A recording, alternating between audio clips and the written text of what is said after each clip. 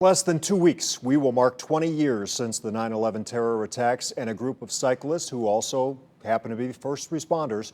They're on a mission to honor their counterparts who lost their lives in the rescue efforts. They're on a trek across the country that will end in New York City on September 11th. And today, they stopped here in Northeast Ohio. News 5's Jesse Schultz explains why.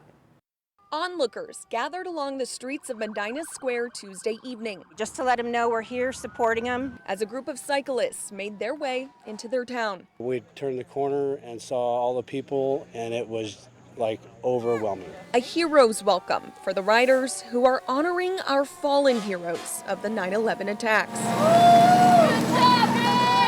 It's a trek of more than 3,000 miles. It lasts for 40 days, but it's all for one purpose. We wear the 343, we carry it with us wherever we go. To make sure the 343 firefighters who sacrificed their lives to help others are never forgotten. It's one pedal at a time. Pretty grueling ride. The goal is to be in New York City on September 11th, on the 20th anniversary of that tragic day, stopping at various towns from sea to shining sea. It allows us to have conversations with all of our group members, with the town people that we come across. The group came to Medina specifically to see the 9/11 memorial outside of Fire Station 1. And while it has not been easy, I had a couple rough days a few days back. To Michael DeLeo, it's worth it. Just thinking that is just a minuscule feeling of what some of the loss and some of the activities that some of the first responders have experienced. Because although nearly 2 decades have passed, the attacks changed us all